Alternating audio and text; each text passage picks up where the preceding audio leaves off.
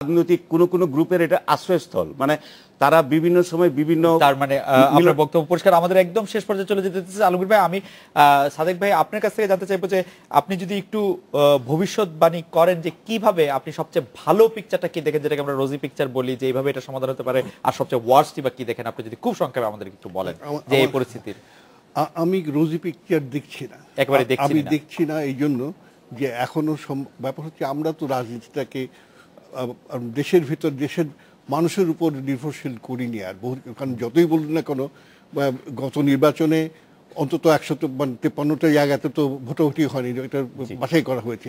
ওইসব যে আপত্তিগুলো রয়েছে, আমি বলতে চাচ্ছি যে যেহেতু আমরা এটাকে নির্ভরশীল করে ফেলেছি ভূ রাজনৈতিক পরিস্থিতির উপর, ভূ রাজনৈতিক শক্তিগুলোর উপরে, কাজে আমি ভালো পরিস্থিতি দেখি না যদি না ভূ রাজনৈতিক হস্তক্ষেপে একটা সমঝোতা হয়, প্রেশার একটা সমঝোতা। বাইরে থেকে প্রেশার এসে যদি এটা সমঝোতা না হয় ভেতরে না, আমি আবার বাইরের দিকে উপর নির্ভরশীল হওয়ার বিপক্ষে। ঠিক আমি মনে করি যদি এই অবস্থার মধ্য দিয়ে আন্দোলন হোক কি বা না হোক, দেশে যে পরিস্থিতি এখন সৃষ্টি হয়েছে, এটা যে অবরোধ টিকলো কি টিকলো না সেটা বড় কথা নয়। এই অবস্থার সমাপ্তির জন্য যদি একটা আলোচনার একটা উদ্যোগ নেওয়া যায় দেশের ভেতরে, যদি কেউ সে উদ্যোগটা নিয়ে সফল হতে পারে তাহলে আমি খুশি হব, কিন্তু সেটা হয় বলে আমি মনে করি না। নাইম ভাই, আপনি কোন রোজি পিকচার দেখছেন কিনা, বা সবচেয়ে খারাপটাই বা আপনার কি আশঙ্কা? মানে ইফস এন্ড বাটস সহ দেখি যে আমার ধারণা বিএনপি যদি অহিংস রাজনৈতিক কর্মসূচিতে যায় তারা সবচেয়ে বেশি ইফেক্টিভ হবে, তার দল শক্তিশালী হবে, তার উপরে এই সময় এবং ভদ্রচিত তারেক রহমানকে আমি এখানেও অনুরোধ করি, উনি যদি শুধু বঙ্গবন্ধুকে অশ্রদ্ধা না করে, ব্যক্তিকে অশ্রদ্ধা না করে সকল রাজনৈতিক সমালোচনা করেন, বডি ল্যাঙ্গুয়েজে নেতিবাচকতা পরিহার করেন, আমার মনে হয়, এবং বিএনপি যদি ইতিবাচকভাবে অহিংস পথে অহিংস কর্মসূচির মাধ্যমে যায়, এটা নিয়ে আমি বিস্তারিত বলতে পারবো। বিএনপির কেউ জানতে চাইলে আমার সাথে দেখা করতে পারেন, কিন্তু এখানে তো সময় নাই। আমি বলছি যে এটা সবচেয়ে বেশি লাভবান হবেন।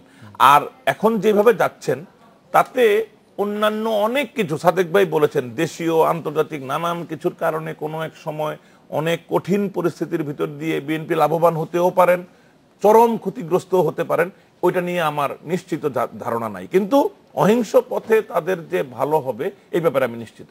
আলমগীর ভাই, আপনি কি মনে করেন? আমি একটা জায়গাটায় আমি একটা বিষয় বলি যে দেখেন, যে শক্তি মানে 1975 সালের বঙ্গবন্ধু শেখ মুজিবুর রহমানকে হত্যা করার পরে যখন পার্লামেন্টে পাস করে ইন্ডেমনিটি, মানে এই বিচারটা করা যাবে না, এখন তারা যদি মানবাধিকারের কথা বলে, যে শক্তি 1971 সালের মুক্তিযুদ্ধে পরাজিত হয়েছে, তারা যদি এখন এসে মানে মানবাধিকারের কথা বলে, জটিল মানবাধিকার সবার থাকে না, মানুষ হইলেই তার মানবাধিকার থাকতে হবে, সেটাই না, মানে চরম অপরাধীর মানবাধিকার থাকতে হবে না, কিন্তু এই কাজটা কে করেছিল?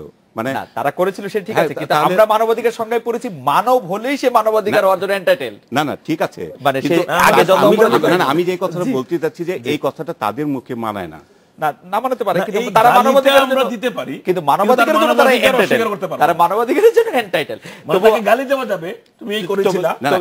তবে আলোচনা শেষ কথা বলেন আর কি। না এখন বিষয়টা হচ্ছে যে যারা শাহজিজকে প্রধানমন্ত্রী করেছেন, যারা এই গোলাম নিজামী সাহেবকে মন্ত্রী বানিয়েছেন, মানে মুসলিম মুজাহিদ সাহেবকে মন্ত্রী বানিয়েছেন, এখন তাদেরকে নিয়ে উনি আবারও সেই রাজনীতিটাই যদি বহাল রাখেন, তাহলে আপনি এই দেশে এগুলোর কোনো রাস্তা আমি দেখি না। এবং আপনারও মনে হচ্ছে যে সেটা আসলে আরো জটিল এবং সংকটের আবর্তে আমাদের ফেলবে।